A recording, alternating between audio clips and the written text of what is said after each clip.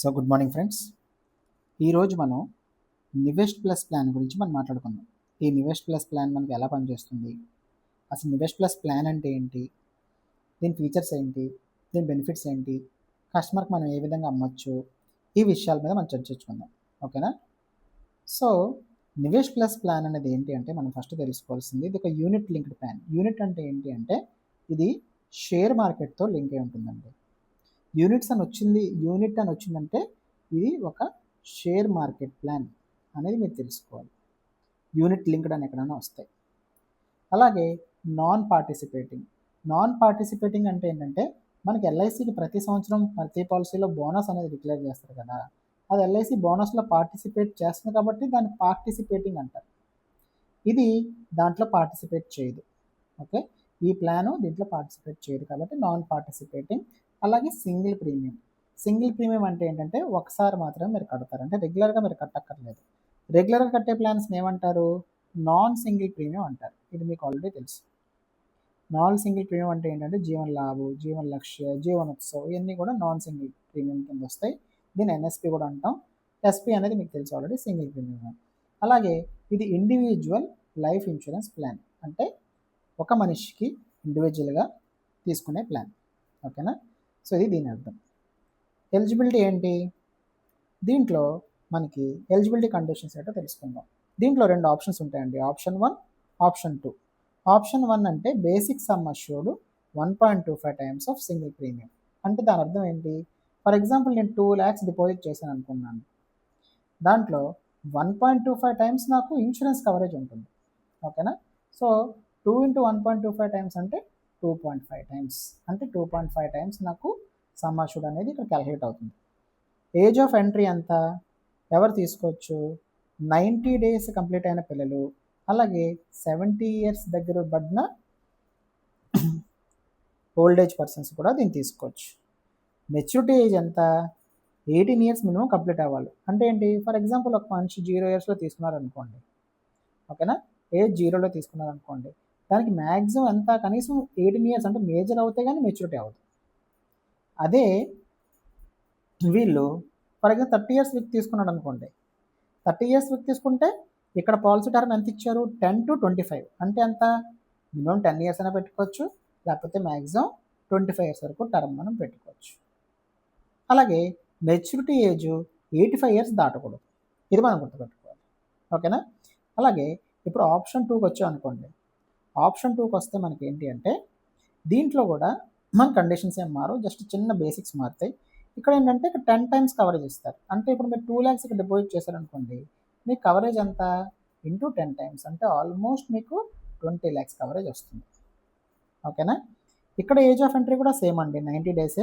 కానీ ఇక్కడ maximum entry age ఏంటంటే maximum entry age is 35 years.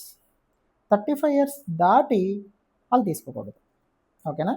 So minimum maturity age మళ్ళీ సేమ్ 18 years, కానీ మెచ్యూరిటీ ఏజ్ మ్యాక్సిమం ఎంత అంటే 50 years దాటి ఎవరికి మెచ్యూరిటీ మనం ఇవ్వలేం. అంటే ఫర్ ఎగ్జాంపుల్ ఇక్కడ మన పాలసీ టర్మ్ తీసుకుంటే for age up to 25 years అంటే మనం ఎంత టర్మ్ ఇవ్వచ్చు? 10 to 25 years ఇవ్వచ్చు. ఎందుకు అంటే ఇప్పుడు ఏజ్ 25 తీసుకున్నారు అనుకోండి, వాళ్ళు టర్మ్ 10 పెట్టుకుంటే మహా అయితే 35 మ్యాక్సిమం ఏజ్ అవుతుంది. అదే 25 ప్లస్ 25 years టర్మ్ తీసుకున్న 50, అంటే ఏంటి? ఈ 50 years దాటకూడదు మన మెచ్యూరిటీ. సో అది మనం చూసుకోవాలి. సో వీళ్ళకి ఎంత మ్యాక్సిమం టర్ము? 25 years వరకు మనం ఇవ్వచ్చు.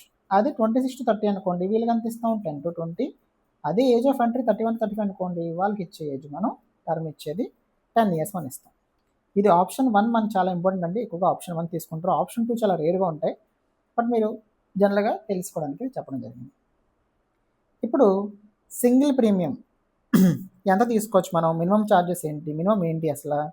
మినిమం మనం 1.25 lakhs మనం మినిమం పే చేయాలి. అంటే ₹1,00,000 ప్రీమియం ఉండేది ముందు, ఇప్పుడు దాన్ని 1.25 times ఇంక్రీజ్ చేస్తారు. సో మినిమం మనం ఎంత పే చేయాలి? 1.25 lakhs అయినా మనం పే చేయాలి.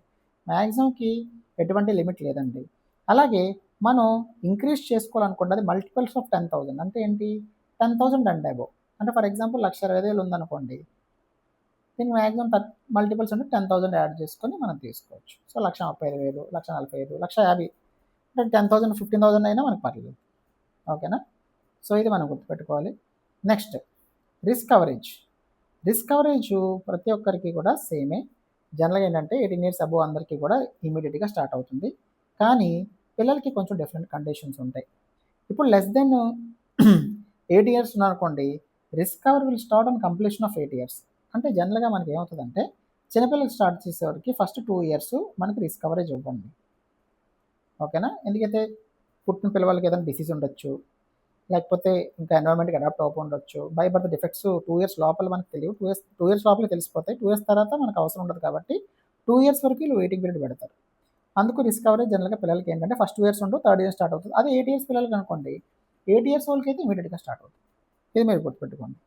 ఓకేనా? గ్యారంటీ కండిషన్స్ కాదు, గ్యారంటీ ఎడిషన్స్. ఈ గ్యారంటీ ఎడిషన్ ఏంటి అంటే మనకేంటి, ఇప్పుడు షేర్ మార్కెట్లో మనం పెడుతున్నాం కాబట్టి, షేర్ మార్కెట్ ప్లాన్ కాబట్టి అప్ డౌన్ అవుతుంటుంది కాబట్టి మనకేంటంటే ఎల్ఐసి వాళ్ళు గ్యారంటీగా మేము ఇంత యాడ్ చేస్తున్నామని ప్రతి సంవత్సరం గ్యారంటీ ఎడిషన్ అంటే కొంత టర్మ్కి మన గ్యారంటీ ఇవ్వడం అనేది జరుగుతుంది. ఫస్ట్ 6 ఇయర్స్ మనం అనుకోండి, మన సింగిల్ ప్రీమియంకి గ్యారంటీ ఎడిషన్ 3% యాడ్ చేస్తున్నారు. అదే మన 10 ఇయర్స్ అయిందనుకోండి 4% మనకి యాడ్ చేస్తున్నారు. 15 ఇయర్స్ అయిందనుకోండి 5% మనకి యాడ్ చేస్తున్నారు. అదే 20 ఇయర్స్ మన టర్మ్ ఉంటే 6 ఇయర్స్ మనం యాడ్ చేస్తున్నారు. అంటే ఏంటంటే 6th ఇయర్ మీకు 3% గ్యారంటీగా యాడ్ చేస్తారు. 10th ఇయర్ మీరు ఉన్నారంటే 10th ఇయర్ తర్వాత మళ్ళీ 4% యాడ్ చేస్తారు. 15 ఇయర్స్ అయితే 5% యాడ్ చేస్తారు. 20 ఇయర్స్ 6% యాడ్ చేస్తారు. 25th ఇయర్ కూడా అప్పుడు 7% మీకు గ్యారంటీగా యాడ్ చేస్తారు. ఓకేనా? సో ఇది ఒక మంచి ఫీచర్. దీనివల్ల ఏమవుతుందంటే మనకి గ్యారంటీగా సర్టన్ అమౌంట్ అనేది మనకి గ్యారంటీగా వస్తుంది. ఇప్పుడు వస్తే సరెండర్ వాల్యూ అనేది ఏంటి అంటే మనం ఎన్ని ఇయర్స్ తర్వాత అమౌంట్ అనేది మనం పెట్టిన ఇన్వెస్ట్మెంట్ మనం తీసుకోవచ్చు ఇన్ కేస్ నాకు అవసరం అయితే. సో ఈ ఫండ్ అనేది payable in case of surrender policy ఎప్పుడంటే 5 ఇయర్స్ తర్వాత, అంటే lock in period minimum 5 years అండి. 5 ఇయర్స్ తర్వాత మీరు ఎప్పుడైనా సరే మీరు విత్డ్రా చేసుకోవాలనుకుంటే మొత్తం కూడా అమౌంట్ మీరు తీసుకెళ్ళిపోవచ్చు. అదే మీరు పార్షల్ విత్డ్రాల్ అంటే ఇప్పుడు ఫర్ ఎగ్జాంపుల్ ఎవరికైనా మొత్తం అవసరం ఉండదు. కొంతమంది ఏమవుతారంటే నాకు సడన్ అవసరం ఎమర్జెన్సీలో కావాలండి, ఒక 10,000, 15,000, 20,000, 50,000, 30,000 కావాలి, బట్ ఏంటంటే నేను పూర్తి విత్డ్రా చేయను, సడన్ అమౌంట్ నేను తీసుకుంటాను అనే దాన్ని ఏమంటారంటే పార్షియల్ విత్డ్రాల్. దీన్ని ఎంత చేసుకోవచ్చు? 6 to 10 ఇయర్స్ అయితే నేను 15% చేసుకోవచ్చు అండి. 11 to 15 అయితే ఒక 20% చేసుకోవచ్చు అండి. 16 to 20లో ఉన్నాను అనుకోండి, అప్పుడు మనం 25% చేసుకోవచ్చు. 21 to 25 అంటే నేను ఒక 30% చేసుకోవచ్చు. నేను ఎగ్జాంపుల్ ద్వారా చెప్తాను. ఫర్ ఎగ్జాంపుల్ నేను ఒక 10 ఇయర్స్ ఉన్నానండి. 10 ఇయర్స్కి నేను ఒక 2 lakhs ఇన్వెస్ట్ చేశాను. నా ఫండ్ ఒక 10 lakhs లేకపోతే ఒక 5 lakhs ఇప్పుడు నాకు అయింది. ఈ 5 lakhs నా ఫండ్ ఉంది కాబట్టి దీంట్లో నేను 20% తీసుకుంటాను. ఓకే, 20% అంటే ఎంత? 1/5. 1/5 అంటే నేను 1 lakh అమౌంట్ వరకు హ్యాపీగా విత్డ్రా చేసుకోవచ్చు. ఓకేనా? ఇది మనకి ఒక 20% అయితే, 15% అయితే 15%, 20% ఒక ఎగ్జాంపుల్ రూపంలో మనం చెప్పాం. అదే మెచ్యూరిటీ అనుకోండి, టోటల్ అమౌంట్ అనేది మెచ్యూరిటీ మీకు పే చేస్తారు. ఇప్పుడు దీంట్లో మీకు ఇంకో అడ్వాంటేజ్ ఏంటి అంటే ఫీచర్స్లో చాలామంది ఏమంటారంటే షేర్ మార్కెట్ అనేది చాలా రిస్క్ కదండి, షేర్ మార్కెట్లో మనం ఇన్వెస్ట్ చేస్తున్నాం కదా, ఒక్కొక్కసారి గ్రోత్ అవ్వచ్చు, లాస్ అయిపోవచ్చు, చాలా కంపెనీస్ మునిగిపోతాయి అంటారు. కానీ ఎల్ఐసి వాళ్ళు దీంట్లో డిఫరెంట్ ఫీచర్స్ ఇచ్చారు. దీంట్లో ఈ ఫీచర్స్ ఏంటంటే మనకి 4 రకాల ఫండ్స్ ఉంటాయి. ఇది మీరు చాలా జాగ్రత్తగా వినాలి, ఇంపార్టెంట్ కాన్సెప్ట్స్. ఇదేంటి అంటే మీకు దీంట్లో 4 రకాల ఫండ్ ఉంటాయి. ఒకటి ఏంటి అంటే బాండ్ ఫండ్, ఒకటేమో సెక్యూర్డ్ ఫండ్, థర్డ్ ఏమో బ్యాలెన్స్డ్ ఫండ్, ఫోర్త్ ఏమో బోత్ ఫండ్. అసలు ఈ ఫండ్స్ ఏంటి అంటే మీరు ఒక ఫర్ ఎగ్జాంపుల్ ఒక సర్టన్ పర్సెంట్ మీరు అమౌంట్ ఇన్వెస్ట్ చేశారు. ఫర్ ఎగ్జాంపుల్ 10 లక్షలు మీరు ఇన్వెస్ట్ చేశారు సింగిల్ ప్రీమియం రూపంలో. దీంట్లో మనం ఏం చేస్తారంటే ఒక్కొక్క ఫండ్ని ఒక్కొక్క కేటగిరీలో మనం డివైడ్ చేస్తారు. ఫర్ ఎగ్జాంపుల్ నేను ఒక బాండ్ ఫండ్ సెలెక్ట్ చేసుకున్నాను. బాండ్ ఫండ్లో ఏముంటుందంటే 80% నాకు గవర్నమెంట్ సెక్యూరిటీస్లో పెడతారు. ఓకే, 20% వరకు నాకు షేర్ మార్కెట్లో పెట్టడం జరుగుతుంది. అంటే ఏంటి, 80% అంటే 8 lakhs నాకు గవర్నమెంట్ బాండ్స్లోనే ఉంటాయి. అంటే మనకి హైవేస్ ఇవన్నీ క్రియేట్ చేస్తున్నారు కదా, 80% మనీ దాంట్లోకి వెళ్తుంది, 20% మాత్రమే షేర్ మార్కెట్లోకి వెళ్తుంది. దీనివల్ల అడ్వాంటేజ్ ఏంటి అంటే మీ తీసుకునే రిస్క్ ఓన్లీ 20%. సో మీకు లో రిస్క్ అనేది ఇక్కడ కేటగిరీలో పెట్టడం జరిగింది. అదే మీరు లేదండి నేను కొంచెం హై రిస్క్కి వెళ్తాను, కొంచెం సెక్యూర్డ్కి వెళ్తాను, నాకు గ్రోత్ కూడా కొంచెం కావాలంటే అప్పుడు మీరు సెక్యూర్డ్ ఫండ్లో వెళ్ళచ్చు. దీంట్లో ఏంటంటే 60% ఇన్వెస్ట్మెంట్ ఉంటుంది, 40% మీకు షేర్ మార్కెట్లోకి వెళ్తుంది. అదే మీరు బ్యాలెన్స్ ఫండ్లో వేసారనుకోండి 40% గవర్నమెంట్ బాండ్స్లోకి వెళ్తుంది, 60% అనేది మీకు షేర్ మార్కెట్లోకి వెళ్తుంది. అదే లేదంటే నాకు ఎక్కువ మెచ్యూరిటీ కావాలి, నేను హై రిస్క్ హై రిస్క్ తీసుకుంటానంటే 80% మీకు 20% మీకు గవర్నమెంట్ సెక్యూరిటీస్లో ఉంటుంది, మిగతాదంతా కూడా 80% మీకు షేర్ మార్కెట్లోకి వెళ్తుంది. దీనివల్ల ఏమవుతుంటే మీరు రిస్క్ ఎక్కువ తీసుకుంటారు. సో రిస్క్ని కూడా కేటగరైజ్ చేశారన్నమాట. అంటే నా ఫండ్ నేను ఎక్కడ పెట్టుకోవాలి, హై రిస్క్ తీసుకుంటే ఎక్కువ రిస్క్ తీసుకుంటాను, ఎక్కువ అమౌంట్ వచ్చే అవకాశం ఉంటుంది. లో రిస్క్ తీసుకుంటే కొంచెం మెచ్యూరిటీ తగ్గుతుంది, ఎందుకంటే వచ్చే వాల్యూ నాకు పెరుగుతుంది. సో కానీ ఇప్పుడు చాలామంది ఏమంటారంటే, సార్ నేను ఇప్పుడు గ్రోత్లో పెట్టేశాను కదా, షేర్ మార్కెట్ డౌన్లో ఉంది, నేను మార్చుకోవాలనుకుంటున్నాను ఫండ్ మార్చుకోవాలంటే మధ్యలో కూడా మార్చుకోవచ్చా అని అడుగుతారు చాలామంది.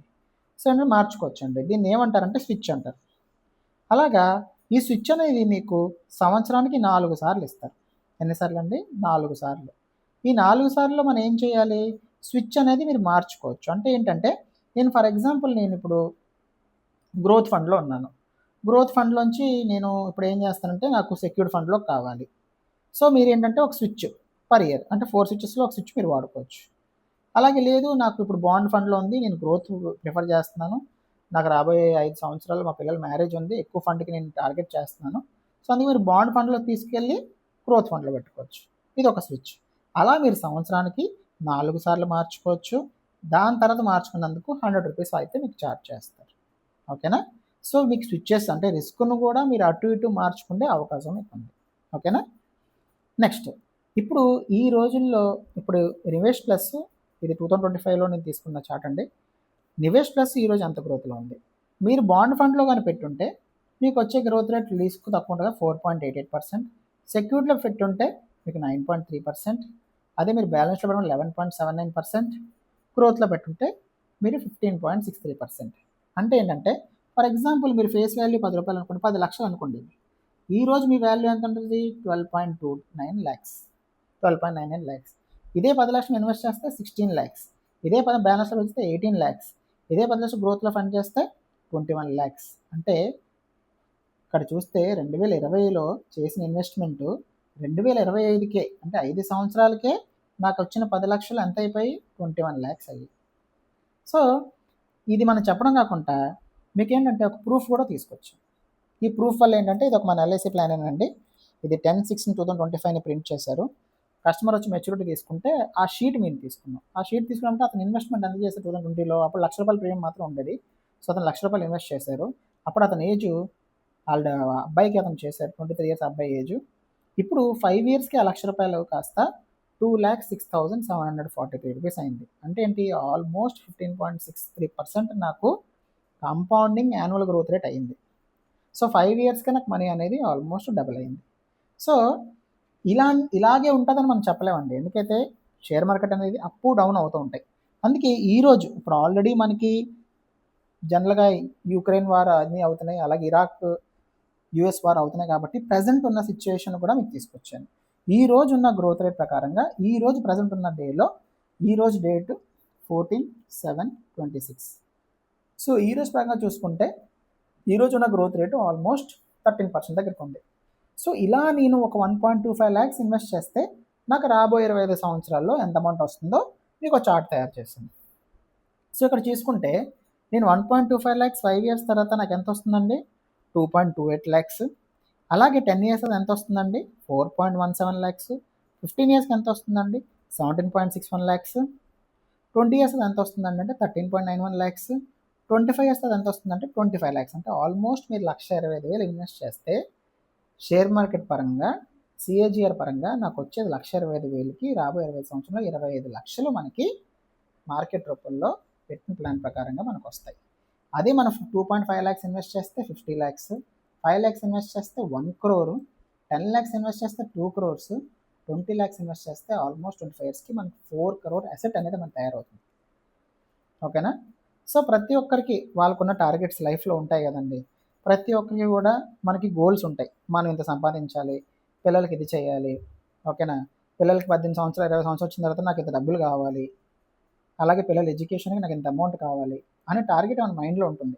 అలాగే ఈరోజు ఉన్న ఖర్చులు చాలా విపరీతంగా పెరిగాయి. సో రాబోయే రోజుల్లో కూడా ఇన్ఫ్లేషన్ ఎక్కువ ఉంటుంది కాబట్టి ఈ రోజు ఉన్న వాల్యూ ఆ రోజు అమౌంట్కి ఉండదు. అంటే ఈరోజు ఒక 10 లక్షలు మీరు తీసుకున్నారనుకోండి, ఆ రోజు దాని వాల్యూ 1,00,000కో లేకపోతే 2 లక్షలకో పడిపోతుంది. సో మన అమౌంట్ గ్రో అవ్వాలంటే ఇలాంటి దాంట్లో ఇన్వెస్ట్ చేస్తేనే మనకి హెవీ గ్రోత్ అనేది ఉంటుంది. ఈ హెవీ గ్రోత్ కోసం మనం ఈ రిస్క్ అనేది మనం తీసుకుంటే ప్రజెంట్ ఉన్న మార్కెట్లో, అది కూడా సెక్యూర్డ్ ఫండ్తో. అంటే మనం ఎల్ఐసి అనేది సెక్యూర్డ్ ఎందుకంటామంటే ఒక గవర్నమెంట్ కంపెనీ. రెండోది ఏంటంటే మన ఇన్వెస్టర్స్ అనేది చాలా తెలివైన ఇన్వెస్టర్స్. వీళ్ళు కూడా ఏంటంటే హెవీగా స్టడీ చేసి వీళ్ళు ఇన్వెస్ట్ చేస్తారు. మన ఇన్వెస్ట్ చేసే కంపెనీస్ కూడా రిలయన్స్, అడానీ, అలా మంచి మంచి ఎస్బీఐ, హెచ్డిఎఫ్సి, ఐసిఐసిఐ, ఏదైతే ఇండియాలో టాప్ 50 కంపెనీస్లో ఉంటాయో దాంట్లో ఇన్వెస్ట్ చేస్తారు. కాబట్టి మన ఫండ్ అనేది ఇంత వార్ అయినా, ఇదైనా, ఇంత సిచ్యువేషన్ డౌన్లో అయినా, ఇంత క్రైసిస్లో ఉన్నా మనం ఇంత గ్రోత్ చూపిస్తున్నాం. అదే మీరు ఒక 1,25,000, ఒక 2 లక్షలు, ఒక 5 లక్షలు, 10 లక్షలు నాది కాదు, నేను ఒక పిల్లల కోసం ఇంత అనుకుంటున్నాను, నా రాబోయే 20 సంవత్సరాల్లో ఇంత టార్గెట్ 1 crore టార్గెట్ ఉంది అనేది మీరు పక్కన వేసుకుంటే ఆటోమేటిక్గా మీ డ్రీమ్స్ అనేది ఫుల్ఫిల్ అవుతాయి. సో యాజ్ ఏ ఏజెంట్గా మీరు కస్టమర్కి ఇది చెప్పగలగాలి. అలాగే యాజ్ ఏ కస్టమర్గా మీరు ఈ వీడియో చూస్తే ఇది తెలుసుకోవాలి. ఎందుకైతే మనకి ఇంత గ్రోత్ అనేది ఈ రోజుల్లో ఇప్పుడున్న బ్యాంక్ రేట్స్ చూసుకుంటే 5%, 4.5, 6% ఉందండి. రాబోయే రోజుల్లో బ్యాంక్ ఇంట్రెస్ట్ కూడా విపరీతంగా పడిపోతాయి. సో అలా పడిపోతున్నప్పుడు మనం ఎక్కడ ఇన్వెస్ట్ చేయాలి? నా డబ్బులు బ్యాంక్లో ఉంటే పెరగవు కదా, నేను ఇన్వెస్ట్మెంట్ అనేది చేయాలి కదా. సో ఎలాంటి ప్లాన్స్లో ఇన్వెస్ట్ చేస్తే బాగుంటుంది? ఒక సింగిల్ డిపాజిట్ అయితే నాకు ఇప్పుడు బల్క్గా ఉందంటే ఈ ప్లాన్ అనేది మీకు బాగా సూట్ అవుతుంది. ఓకేనా? I wish you all the best. అలాగే ఇక్కడ దీనికి డాక్యుమెంటేషన్, జనరల్గా ఏజెంట్స్ తెలుసుకోవాల్సిన విషయం ఏంటంటే నాకు డాక్యుమెంట్స్ ఏది కావాలి. జనరల్గా మీరు డాక్యుమెంట్స్ అనే దగ్గరికి కొంచెం కన్ఫ్యూజ్ అవుతారు. జనరల్గా మనకి చాలా సింపుల్ అండి. 18 years అబోవ్ ఉన్నారనుకోండి, వీళ్ళు Aadhaar card compulsory, pan card compulsory. ఓకేనా? ఎందుకైతే పాన్ కార్డు 50,000 ప్రీమియం దాటితే మనకు కంపల్సరీగా మనం అడుగుతాం. అలాగే బ్యాంక్ పాస్బుక్ ఫ్రంట్ పేజ్ ఉంటే, లేకపోతే క్యాన్సిల్ చెక్, ఈ రెండు, ఇది కూడా కంపల్సరీ. అలాగే 1 lakh ప్రీమియం దాటింది అనుకోండి, ఎందుకంటే ప్రీమియం 1.25 lakhs మినిమం కాబట్టి లాస్ట్ 6 months మనం బ్యాంక్ స్టేట్మెంట్ అడుగుతాం. ఎందుకంటే ఇది ఏఎంఎల్ గైడ్లైన్స్, అంటే యాంటీ మనీ లాండరింగ్ యాక్ట్. ఈ గైడ్లైన్స్ రూపంలో ఇది LIC last 6 months bank statement కూడా కంపల్సరీగా మీరు తీసుకోవాలి. అలాగే nominee Aadhaar card, nominee bank account. అదే పాలసీ మన పిల్లలకి చేసామనుకోండి, ఈ డాక్యుమెంట్స్ ఎలాగో మనకు కావాలి, ఫాదర్ సంబంధించిన డాక్యుమెంట్స్. అలాగే పిల్లలు 0 to 5 years అయితే మన బర్త్ సర్టిఫికేట్ కావాలి. పిల్లలు స్కూల్లో చదువుతున్నారు అనుకోండి, 6+ years, 6 and above, వాళ్ళకి ఆధార్ కార్డు కంపల్సరీ. స్కూల్లో స్టడీ సర్టిఫికేట్ ఇస్తారు చదువుతున్న వాళ్ళకి, స్టడీ సర్టిఫికేట్ కంపల్సరీ. మీరు గుర్తుపెట్టుకోవాల్సిందంటే ఈ ఎవరికైతే పిల్లలు స్కూల్లో చదువుతున్నారో క్లియర్గా ఈ మైనర్ స్కూల్ సర్టిఫికేట్స్లో డేట్ ఆఫ్ బర్త్ అనేది క్లియర్గా మెన్షన్ చేయాలి. ఓకేనా? So I wish you all the best. ఈ పాలసీని మీరు మళ్ళీ ఒకసారి వీడియో చూడండి. మీకు ఏమైనా డౌట్స్ ఉంటే కంపల్సరీ మీ డెవలప్మెంట్ ఆఫీసర్ని కన్సల్ట్ చేసుకోండి. అలాగే మీరు ప్లాన్ కూడా ఒకసారి స్టడీ చేయండి. అంటే ఇండివిజువల్గా మీరు ప్లాన్ ఎలాగో మీరు తెలుసుకున్నారు కాబట్టి మీరు స్మార్ట్ అల్మాన్ క్యాలిక్యులేటర్ యాప్లో ఓపెన్ చేసి ఒకసారి మీ ఓన్గా మీ ఏజ్కి, ఇన్ని ఇయర్స్కి ఎంత అమౌంట్ అవుతుంది, సిఏజీఆర్ ఎంత పెట్టుకుంటే ఎంత వస్తుంది, రాబోయే రోజుల్లో ఎంత, ప్రజెంట్ ఉన్న గ్రోత్ రేట్ ఎంత అనేది మీరు ఒకసారి స్టడీ చేయండి. ఓకేనా? I wish you all the best. Thank you.